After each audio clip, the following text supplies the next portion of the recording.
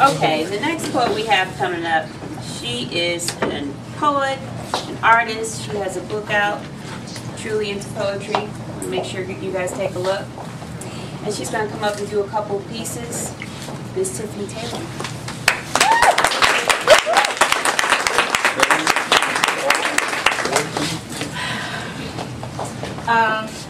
The book actually is on the back table next to here, and there are a couple back there, and they're $12.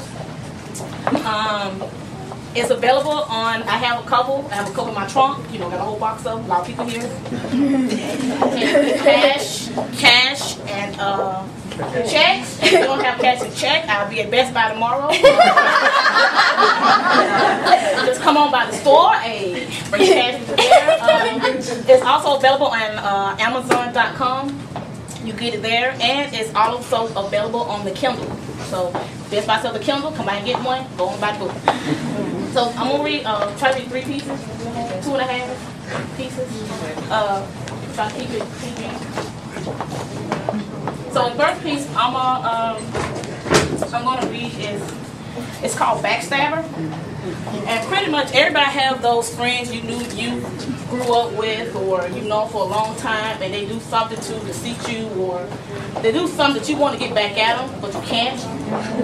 That you really, you know, you want to do something like break the law with them, you know, but can't do it. So I kind of wrote about it. I mean, it had happened to me. I don't keep friends. I don't too much trouble. I don't keep friends. I just say, hey, you know what? So it's gonna be some adjustment in this piece also. So, what happens when your friends do you wrong and you have no place where you belong? You can always tell who your friends are. They can really cut you deep and leave a scar. No one to talk to, no one to call your friend, and that's just how my story began. I had this best friend. We were friends for a long time. What she did to me really caught me by surprise. We used to hang out all the time and have a lot of fun. All day in the streets, we would run. She was like my sister, she was like my fam. But what she did to me, I knew she didn't give a, you can fill in the blank.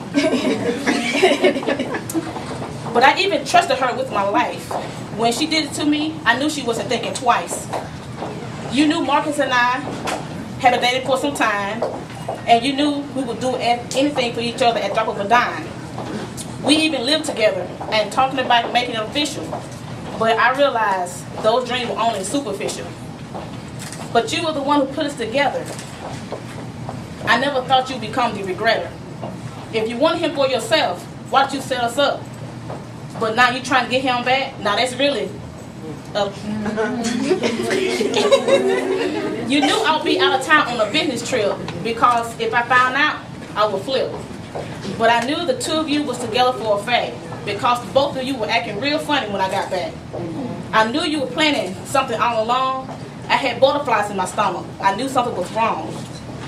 You used to come at my house all the time, but now it seemed like you never have the time. But I made it seem that I didn't know a thing, and that I was ready to wear a Marcus ring. But since the two of you wanted to be together, I'll make it permanent so you'll be together forever. So I told the two of you I was going to be out of town, hoping y'all would meet for a second round. So I waited around for you to get to my home. The two of you wanted to make sure y'all were all alone. While y'all were at it, I snuck in the house, tiptoeing, being quiet as a mouse. I heard y'all all upstairs. Y'all were going at it without a care. I decided to wait till the two of you were sleeping, and I guess y'all were tired from all that creeping. So I came back downstairs with a can of gas. Y'all had no idea about the rotisserie, y'all. I poured the gas on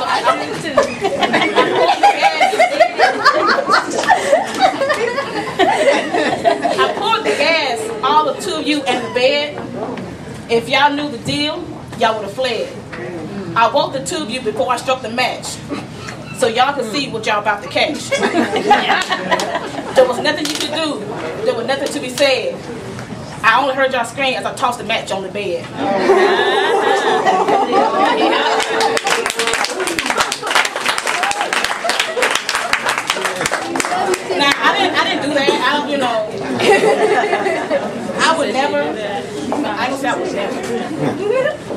Now, this piece is not in the book. It's actually called Poor.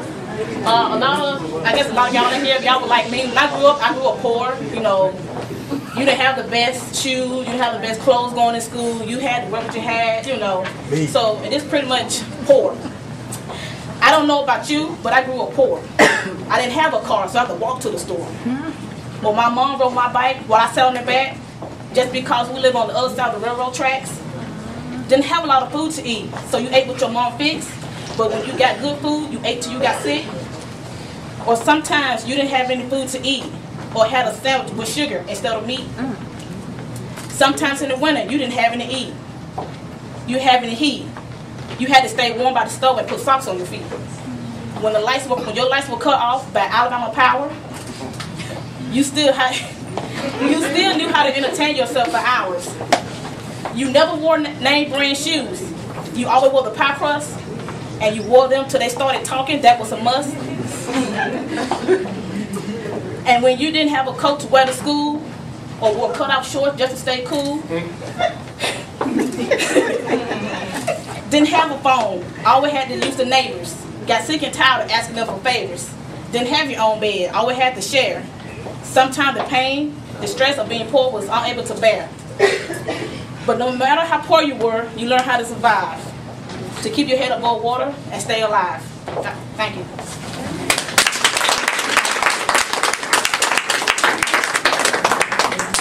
The last piece I wrote is called Backdoor. And I tried memorizing it, but I don't know, it didn't work, so. I don't want to think though, because I don't have men run to my back door. It's just something I did it for fun, and I think my dad like, what are you wrong with? It said, hey player, wake up. I need you to live at the back door before my husband come in the front. I'm not ready for you and him to confront. Yeah, I know I told you he was coming home late, but guess what? I made a mistake.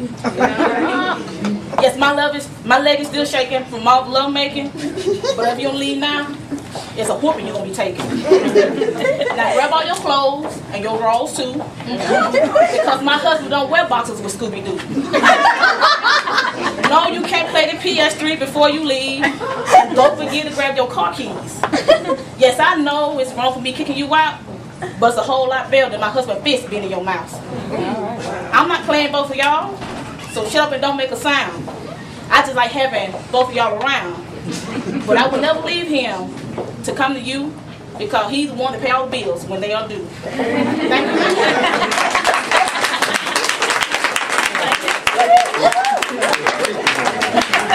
One more time for Tiffany.